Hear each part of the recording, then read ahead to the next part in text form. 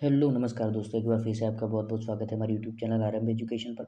मैं हूं मनीष सर्विया और आज का हमारा टॉपिक है सूफीज़्म। 7वीं और 8वीं शताब्दी में पश्चिम एशिया में एक मिस्टिकल रहस्यवादी मूवमेंट की शुरुआत हुई। जैसे भारत में भक्ति मूवमेंट शुरू हुई थी, भक्ति मूवमेंट की जो विचारधारा थी, जो परंपरा थी, वैसी आपको वैसी चीज़ें, वैसी परंपराएँ, वैसी वैसी विचारधाराएँ, थोड़ा रिलीजन का अलग-अलग है, इसलिए थोड़ी-थोड़ी बातें आपको अलग दिखेगी, वरना सारी बातें जो है एक जैसी दिखती है। तो सूफीज़्म के बारे में बहुत इंट्रोडक्शन, मतलब बहुत बेसिक बातें हम समझेंगे, फिर आगे उसके अलग-अलग पार्ट बनेंगे, तो उसमें हम सूफीज़्म को बहुत डिटेल में समझने की कोशिश करें। लेकिन आज सिर्फ उसका इंट्रोडक्शन है, किसी भी सूफीज़्म के बारे में थोड़ी बेसिक बातें हमें आइडिया लग जाए तो आगे जो है पूरी डिटेल में उसको समझने में काम आएगा। सूफीज़्म क्या है कि नया रिलीजियस आइडिया और नए टीचर के बारे में है, नई कुछ बातें बता रहा है, जो पुरानी जो सिस्टम थी उससे एकदम अलग बातें हैं कुछ। तो हम देखते हैं। तो सूफीज़्म को हम 3 क्वेश्चन को पूछेंगे और 3 क्वेश्चन के आंसर से हम सूफीज़्म के बारे में क्लैरिटी लाने की कोशिश करेंगे। पहला क्वेश्चन है, व्हाट इज़ द सूफीज़्म? कि सूफीज़्म क्या है? बहुत बेसिक क्वेश्चन है। जब भी आप किसी भी वर्ड को या तो किसी भी चीज़ को, जैसे भक्ति मूवमेंट आपने सुना, तो आपके दिमाग में बेसिक बात ये आती है कि भक्ति मूवमेंट क्या है? तो वैसे सूफीज़्म है, तो आपके दिमाग में पहली बात आएगी सूफीज़्म क्या है? तो सिंपल सी बात है, जो सिंपल सा क्वेश्चन है, उसका आंसर यहाँ से हम ढूँढने की कोशिश करते हैं। In the 8th century, a new mystical movement known as a Sufism emerged within the Islam. 8वीं शताब्दी में एक नया रहस्यवादी मूवमेंट शुरू हुआ, जिसको सूफीज़्म कहते हैं। और वो शुरू कौन से रिलीजन, जैसे भक्ति मूवमेंट शुरू हुआ था हिंदुज़्म में, वैसे ही ये सूफीज़्म शुरू हुआ इस्लाम के अंदर। बहुत बेसिक बात है, बहुत सिंपल आंसर मिल रहा है। Sufi movement originated in Persia, present day Iran, before the spreading to other part of the world. दुनिया में सूफीज़्म अलग अलग जगह पे पहुंचा, उससे पहले उसका बेस जो है, जिसकी शुरुआत है, जो उसका ओरिजिन है, वो ईरान में। आज का ईरान, उस टाइम पे उसको पर्शिया कहा जाता है, जहाँ पे पर्शियन लैंग्वेज यूज़ की जाती है। तो उसका एग्जैक्ट उसका ओरिजिन माना जाता है ईरान के अंदर।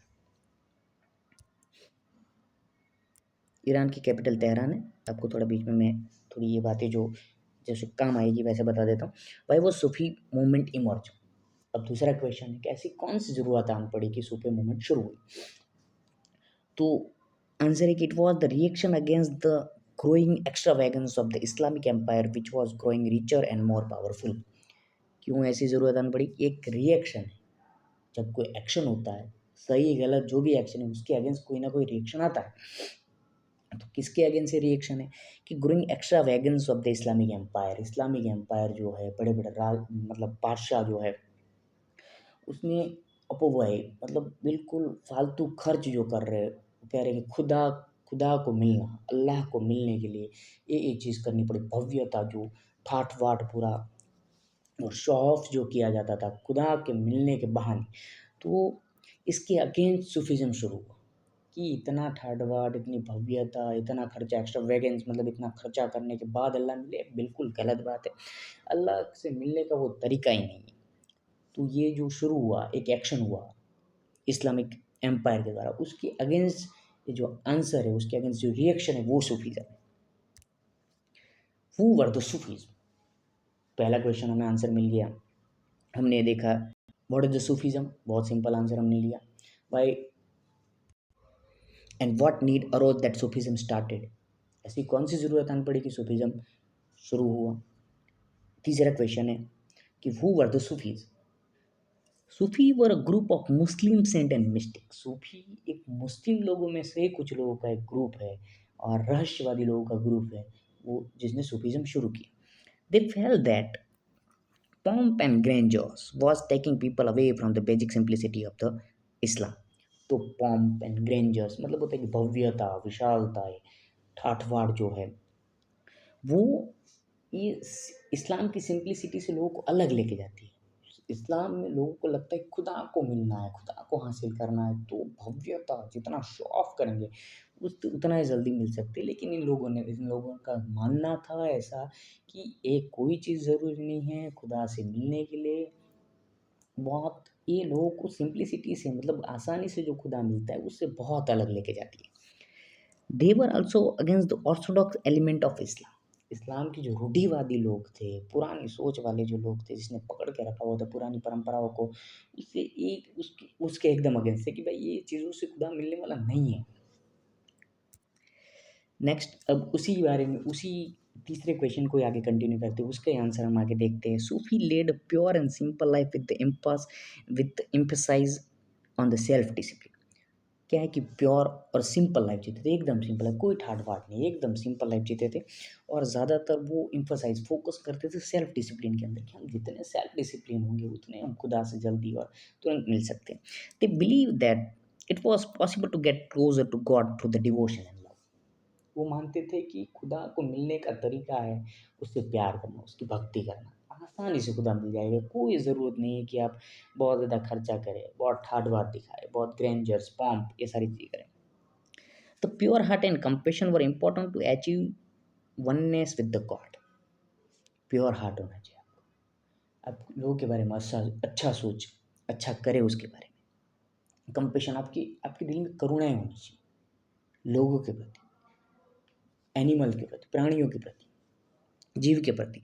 आपके अंदर कंपेशन होना चाहिए, करुणाएँ होनी चाहिए, तो आप गॉड से मिल जाएँगे, खुदा से मिल जाएँगे।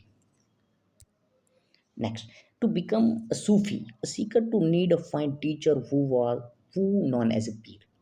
अगर किसी को सूफ़ी बनना है या तो सूफ़ी मूवमेंट को जॉइन करना है, तो आपको एक टीचर चाहिए, और वो टीचर को सूफ़ीज़्म में उस टीचर को पीर कहा जाता है। Peer would act as a spiritual guides and would be succeed by one of his disciple। वो क्या है, पीर क्या है? पीर है कि आपको स्पिरिचुअल गाइड मतलब धार्मिक बातें आपको सूफीज़्म सिखाता है, और वो फिर उसके शिष्य को सिखाता है, उसके डिसाइपल को सिखाता है, उसका डिसाइपल उसके वो जब उसकी ये जो सूफी पीर है उसके डेथ के बाद वो पीर बनता है, वो अपने जो शिष्य है उसको सिखाता है। तो ये गुरु शिष्य परंपरा हम इसको बोल सकते हैं, और जिससे वो सूफीज़्म आगे बढ़ता जा रहा है। The grave of the pir was known as a dargah and was the centre of pilgrimage. जो जो टीचर है, सूफीज़्म में जो टीचर है उसको पीर कहा जाता है, और वो जो उसकी डेथ होने के बाद उसकी जो कब्र जहाँ पे उसको दफनाया जाता है उसको दरगाह कहते हैं। और दरगाह अगर पीर बहुत नाम हो गया है तो लोग उसको वो एक पिलग्रिमेज सेंटर बन जाती है, यात्री जो है जगह बन जाती है, जहाँ पे वो बार-बार यात्री आते हैं उसके मत्था टेकने के लिए वहाँ पे। Sufi, the Sufi led lives of self-discipline and piety. They were organized into the religious order called the सिलसिला। उसने जो एक सिस्टम शुरू की थी, सिल्स मतलब गुरु शिष्य परंपरा जो शुरू की थी, कि गुरु से मिल रहा है ज्ञान शिष्य को, शिष्य से फिर शिष्य जब गुरु बन रहा है तो अपने शिष्य को दे रहा है। वो जो उसने शुरू की परंपरा सूफीज़्म को आगे बढ़ाने की, उसको सिलसिला कहते हैं। And the live in the खानकास, जहाँ रहते थे वो जगह। तो बहुत बेसिक तरीके से हमने सूफीज़्म को समझने की, उसकी बहुत बेसिक बात, बिल्कुल डीप में नहीं है, बहुत बेसिक बातें समझने की कोशिश की है। और आगे जैसे ही आगे जाते जाएँगे तो एक-एक पॉइंट हम सूफीज़्म के बारे में समझते जाएँगे। थोड़ी गूढ़ बातें हैं लेकिन थोड़ा फ़ोकस से अच्छे समझने की कोशिश करेंगे तो हमारी समझ में आ जाएगा, कोई मुश्किल बात नहीं। आप यहाँ तक हमारे साथ बने रहे इसके लिए आपका खूब-खूब आभार, धन्यवाद, थैंक यू।